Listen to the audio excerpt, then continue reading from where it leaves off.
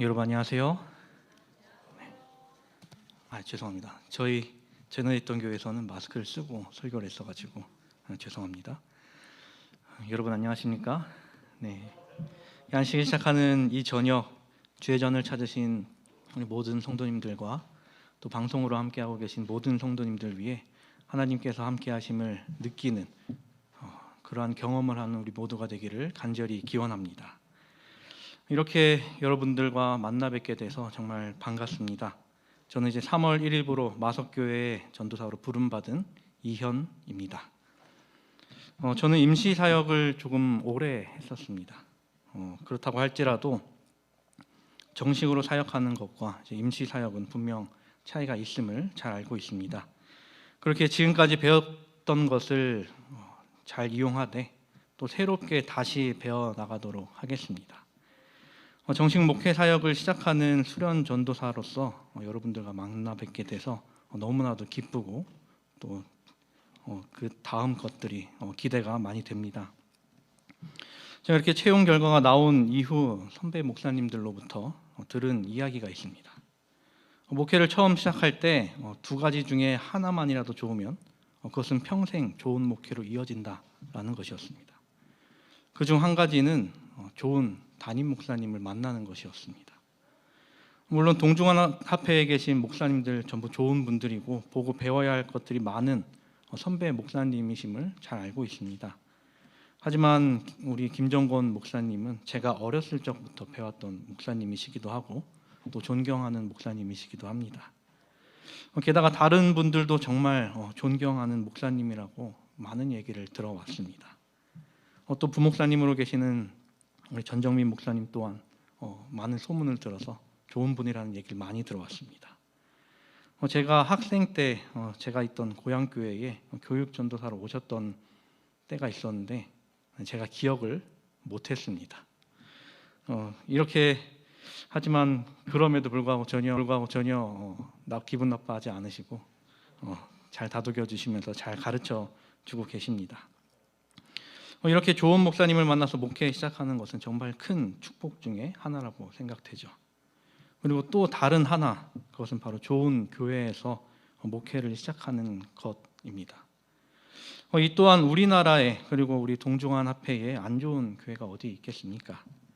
다 하나님께서 세우신 교회고 그 안에 다 재림 성도들이 있는데요.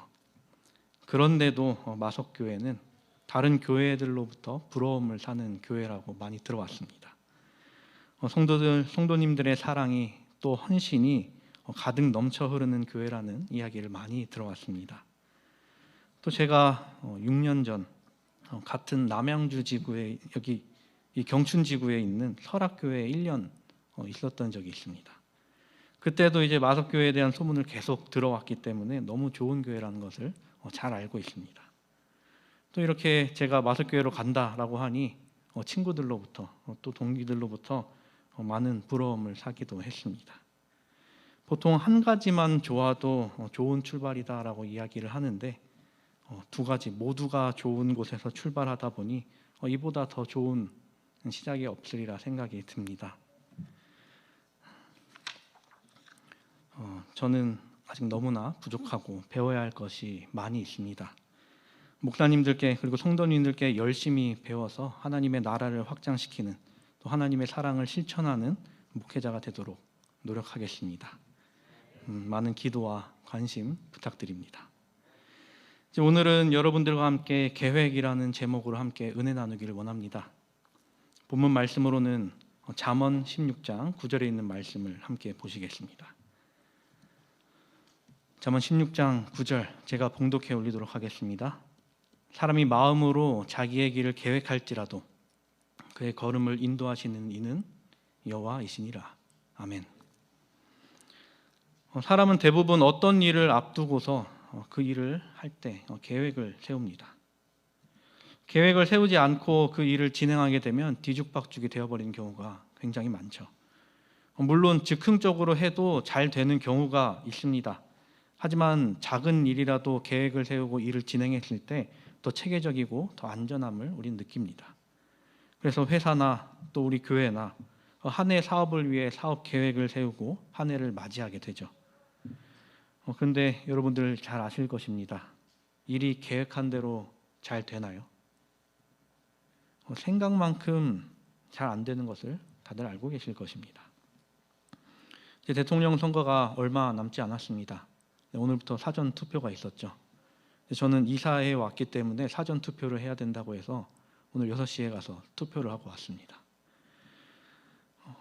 지지율만 봐서는 기호 1번과 기호 2번 둘이 싸우고 있는 것을 볼 수 있는데 누가 될지 모르겠지만 각자가 자기가 될 것이라는 계획을 세우고 이런저런 많은 계획을 세웁니다. 대통령이 돼서 어떻게 하겠다, 뭘 하겠다 공약을 이야기하죠. 그런데 떨어진 사람은요, 그 계획이 전부 물거품이 되어버리는 것입니다. 계획과 관련되어 한 사람이 이야기를 했습니다. 복싱 세계 챔피언이었던 마이크 타이슨이라는 사람은 복싱 경기를 앞두고 이렇게 이야기를 했습니다. 누구나 그럴싸한 계획을 가지고 있다. 나한테 맞기 전까지는. 조금 와전이 된 이야기이긴 하지만 본인이 강하다는 것을 이제 어필하려고 이런 이야기를 했던 것 같습니다. 근데 이 말은 이제 19세기 오토 폰 비스마르크와 더불어서 독일 통일의 1등 공신으로 추앙받는 인물인 헬무트 폰 몰트케라는 사람이 했던 말을 조금 인용했던 말이었습니다. 이 사람은 이렇게 이야기했습니다. 아무리 훌륭한 전투 계획이라도 첫 총성이 울리는 순간 쓸모가 없어져 버린다. 지금 러시아와 우크라이나가 전쟁 중에 있죠. 우크라이나 대통령은 코미디언 출신이라고 우리가 잘 알고 있습니다. 그가 대통령에 당선됐을 때 본인의 계획 속에 전쟁이라는 것이 포함되어 있었을까요? 아마 그런 생각을 전혀 하지 못했을 것입니다. 이런 식으로 사람은 계획을 세우고 또 세우지만 그런 것들이 어그러지며 살아가게 되죠. 저 역시 많은 계획을 세우고 살아가지만 계획대로 되지 않는 것들이 상당히 많은 것을 느끼며 살아갑니다. 저는 어렸을 때부터 계획을 세우고 일을 진행하는 것을 좋아했기 때문에 굉장히 많은 계획을 세워봤습니다. 지금도 어느 정도 계획을 세우는 편이지만 옛날에는 더 했었습니다. 제가 대학을 다니면서 세웠던 계획 중 하나는 졸업하기 전에 혼자서 배낭여행을 갔다 오는 계획을 세웁니다. 그래서 군대를 전역한 이후에 돈을 계속 모아서 이제 졸업 직전에 유럽 여행을 한 달 동안 떠나게 됩니다. 계획을 전부 철저하게 세웠습니다. 시간별로 뭘 하고 어디서 자고 뭘 먹고 그렇게 모든 계획을 잘 짜놨다고 생각하고 비행기에 오르게 되죠. 첫날 인천공항에서 출발해 이제 프랑스 파리로 들어가는 계획, 비행기를 타고 내리는 것까지는 아주 좋았습니다. 근데 내리고 나서가 문제였던 것입니다. 이제 때는 12월 31일, 이제 연말이었기 때문에 겨울이었고 해가 빨리 졌습니다. 이제 4시 조금 넘어서 이제 샤를드골 공항에 도착을 했는데 이제 파리 시내까지 기차를 타고 오니까 7시 반, 7시까지 정도가 됐던 것 같습니다. 이제 숙소에 가서 체크인을 하고 짐을 놔둬야 했죠. 숙소도 이미 다 예약을 해놓고 갔습니다. 가기만 하면 되는데 숙소를 못 가겠는 겁니다. 그래서 숙소 사장님한테 연락해서 어떻게 가면 되냐고 물어보려고 했더니 핸드폰이 안 되죠. 그래서 부랴부랴 핸드폰을 개통하는 곳을 찾으러 돌아다녔습니다. 근데 문제는 유럽은 7시만 돼도 모든 가게들이 문을 닫는다는 것입니다. 이런 건 제 계획에 없었는데요. 숙소가 있는 그 역에서 한참을 걸어서 그래도 열려있는 핸드폰 가게를 하나 찾았습니다. 거기서 선불폰을 개통을 하고 나니까 밖은 깜깜해져 있고 또 비가 추적추적 내리기 시작한 것입니다. 한 달 동안 가지고 다녀야 할 짐인 무거운 캐리어를 들고 또 비를 맞으며 길을 헤매고 있었습니다. 개통한 폰으로 또 이제 숙소를 알아내야 되니까 제가 있는 곳은 모르지만 어떻게 가야 되는지 물어보려고 전화를 했더니 숙소 사장님이 자기도 잘 모른다는 것입니다. 정말 계획에 없던 일이었습니다. 제 계획은 숙소 잘 도착해서 저녁 맛있는 거 먹고 에펠탑 보고 오는 것이 제 목표였는데 뭐 이거 하나도 할 수 없는 상황인 것이죠. 그래서 그 동네 사람들한테 잘 못하는 영어를 써가면서 길을 물으려고 했는데 사람들이 다 자기 영어 못한다고 하면서 손살을 치면서 떠나는 겁니다. 결국 그 길을 알려준 사람은 그 동네 사는 사람이 아니라 외국에서 온 사람이 자기 지도를 펼쳐보면서 알려주어서 숙소까지 도착할 수 있었죠. 분명히 철저한 계획을 세웠는데 이 계획이 제 마음대로 안 되는 것이었습니다. 그렇다면 우리의 이런 계획 말고 우리의 신앙 계획은 어떻습니까? 보통 새해가 되면 성경 1년 1독 혹은 2독을 세우고 대쟁투 총서 1독 등 이런저런 계획을 세우며 살아갑니다.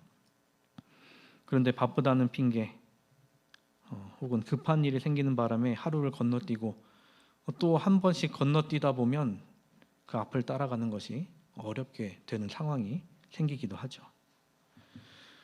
이런 계획들 우리의 삶 속에서 중요합니다. 하지만 오늘 이야기하려는 계획은 이보다 더 큰 계획이 있음을 알려보려고 합니다. 그것은 바로 우리 생 전체에 걸친 계획 말입니다. 우리는 우리 삶의 인생 계획을 어떻게 세우면서 살아가고 있습니까? 그리고 그 계획 가운데 하나님, 그리고 예수님은 어느 정도 자리 잡고 있습니까? 우리의 계획 속에 예수 그리스도를 넣고 있습니까? 아니면 예수 그리스도의 계획 속에 우리를 넣고 있습니까? 자신의 계획 속에 예수 그리스도를 넣는 것 어떻게 보면 괜찮은 생각이라고 하지만 아닌 경우가 더 많이 있습니다. 그중 가장 대표적인 한 인물을 들어보려고 합니다. 그 인물의 이름은 가룟 유다입니다. 이 사람은 예수님의 가장 최측근이었죠. 그뿐 아니라 다른 사람들보다 매우 이성적이었고 합리적인 사람이었습니다. 그는 예수 그리스도가 메시아임을 진정으로 믿고 있었습니다. 그런데 그는 예수님 옆에 있으면서 무엇을 했습니까? 이는 다른 제자들과 달랐습니다. 다른 제자들은 예수님이 부르셨기에 따라 나섰던 자들이었지만 이 가룟 유다는 자기 스스로 예수님을 따라 나섰던 자로 알려져 있죠. 예수님이 왕이 되실 분임을 이는 알고 있었습니다. 이 사람을 따라가면 내가 원하는 것을 얻을 수 있을 것이다 라고 생각했을 것이죠.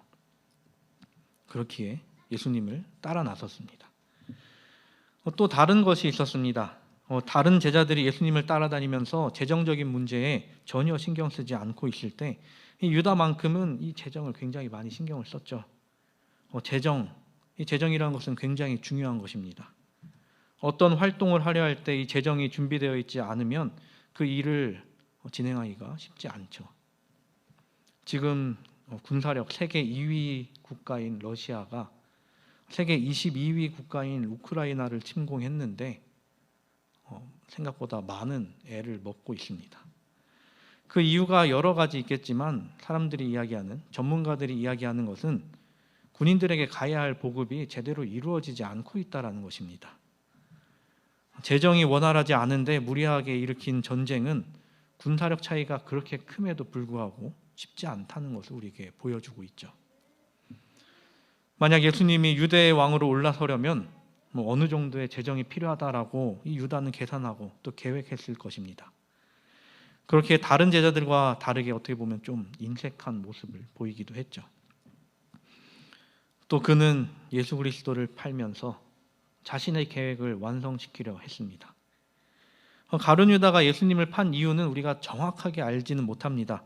그런데 생각해 볼 수 있는 이유 중 하나는 예수님께서 유대의 왕이 되는데 적극적이지 않았을 뿐더러 뭔가 더 많은 것들을 보여줘야 하는데 예수님은 자꾸 거기에서 멀어지는 것을 본 것입니다. 예수님의 능력은 그가 예수님을 따라다니면서 충분히 봤죠. 병자를 고치시고 죽은 자를 살리시며 수많은 자를 먹이시는 이 기적들을 그는 두 눈으로 확인했습니다. 이런 사람이 메시아가 아니면 누가 메시아이겠는가라고 생각했을 것입니다. 이 예수님이 우리의 왕이 되어 이 유대의 왕이 되어 로마의 압제에서 이 유대 땅을 건져내리라 라고 생각했을 것입니다. 근데 예수님이 유대의 왕이 되려고 하셨습니까? 아니었습니다. 전혀 그렇지 않았습니다.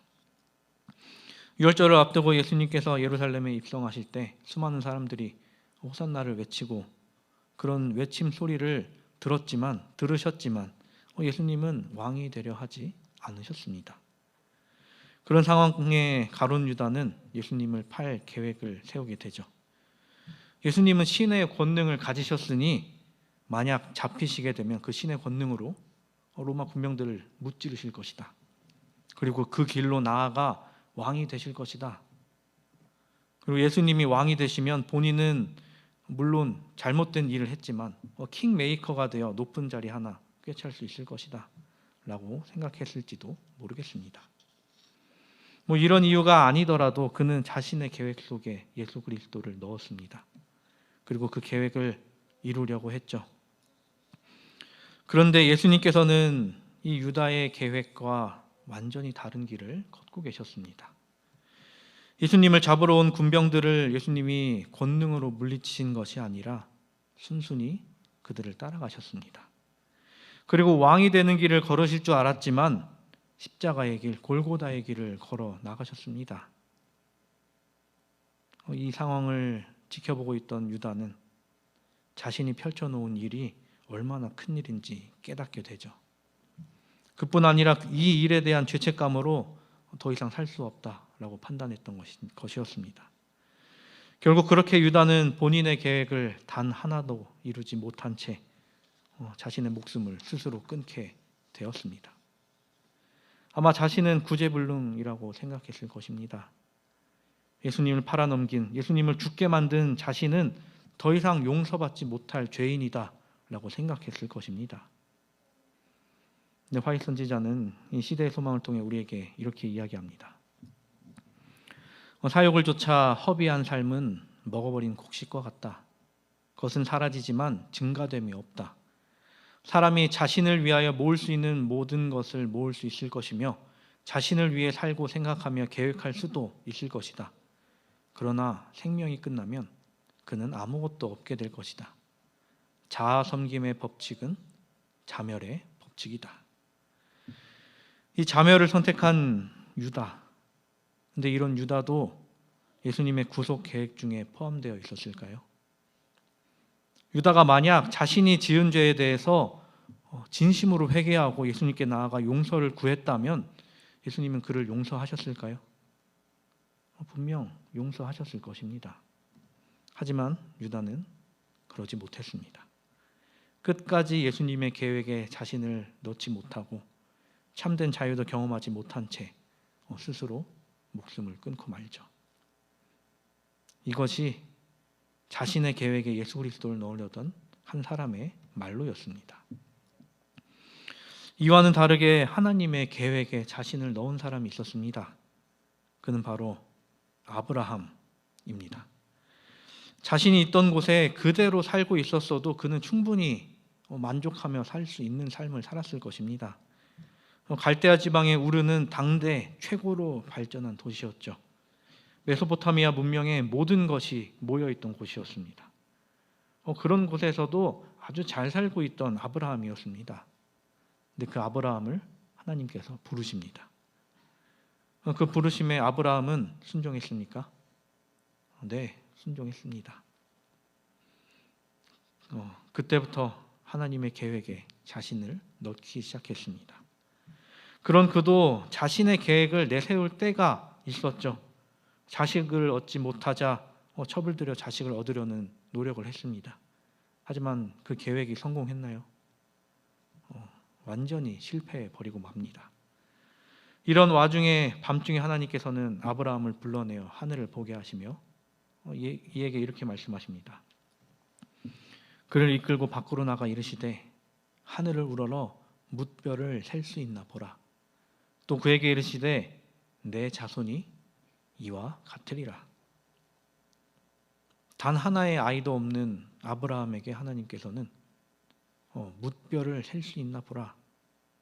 내 자손이 이와 같으리라 라고 이야기를 하십니다. 이 약속을 통해 태어난 첫 번째 아이가 이삭이었습니다. 그런 이삭을, 독생자 이삭을 하나님께서는 제물로 바치라고 이야기하시죠. 아브라함의 계획 속에 이 이삭이 있었습니까? 있었죠. 이삭에게 무엇을 물려줄지 그는 머릿속으로 다 계획하고 있었을 것입니다. 이삭이 없으면 그는 다메섹 사람 엘리에셀에게 이것을 물려줘야 한다라고 하나님께 이야기를 한 적이 있습니다. 근데 이제 이삭이 생기고 이삭을 통해 자신의 기업이 이어질 것을 전부 계획하고 생각했을 것입니다. 그런데 그런 이삭을 하나님께서는 제물로 바치라 라고 이야기하신 것이죠. 이삭을 제물로 바치려 했습니까? 네. 그는 자신의 계획보다 하나님의 계획을 우선시하여 그 독생자 이삭을 제물로 바치려 합니다. 그 이삭을 제물로 바치려 하자 하나님의 사자가 이야기합니다. 죄송합니다. 창세기 22장 12절에 사자가 이르시되 그 아이에게 내 손을 대지 말라. 그에게 아무 일도 하지 말라. 내가 내 아들 내 독자까지도 내게 아끼지 아니하였으니 내가 이제야 내 하나님을 경외하는 줄을 아노라. 그리고 앞선 그 17절에 하던 말씀을 다시 한번 말씀하십니다. 내가 내게 큰 복을 주고 내 씨가 크게 번성하여 하늘의 별과 같고 바닷가의 모래와 같게 하리니 내 씨가 그 대적의 성문을 차지하리라.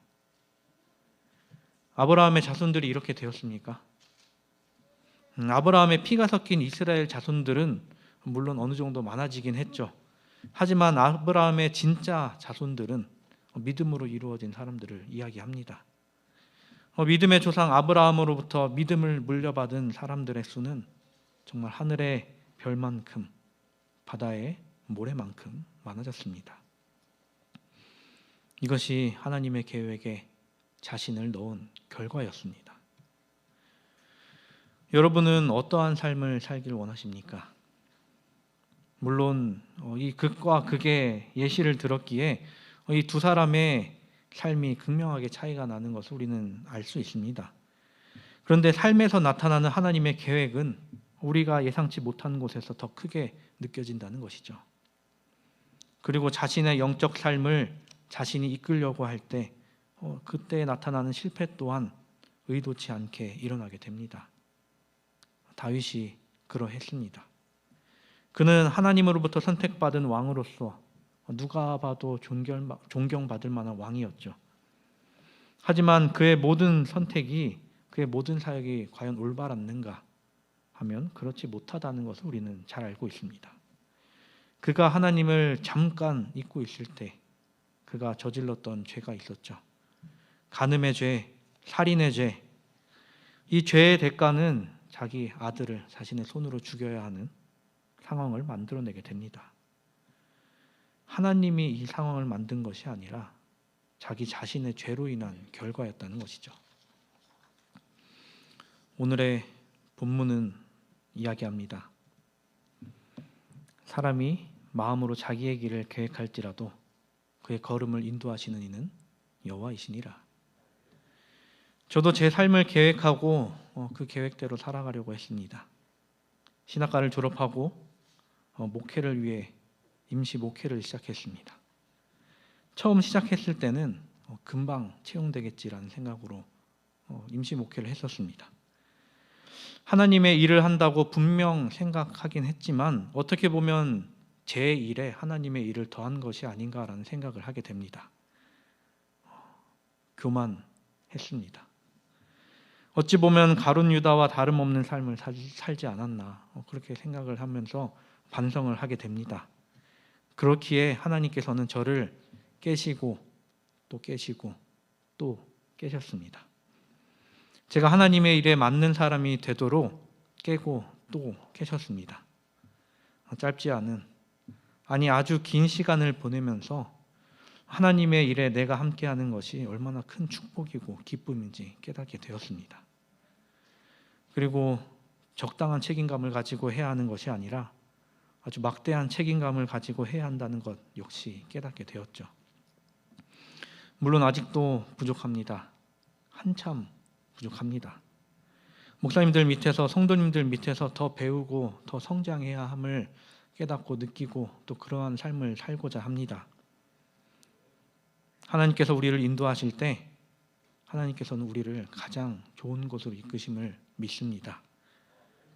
또 하나님은 우리를 절대로 실망시키지 않으십니다. 지금 당장은 이해가 되지 않는 상황이 있을지도 모르죠. 그런데 그 과정에 자신의 이기심이 섞여 있지 않나 되돌아볼 필요가 있다는 것이었습니다. 사람이 그 길을 계획할지라도 하나님의 인도하심이, 하나님의 이끄심이 있다면 실패하지 않을 것입니다. 저의 목회 사역이 또 마석교회와 함께하는 사역이 하나님께서 걸음을 인도하시는 그러한 사역이 되기를 간절히 바랍니다. 또한 성도님들과 함께하는 이 모든 순간 속에서 하나님을 함께 경험하게 되기를 또한 간절히 바랍니다.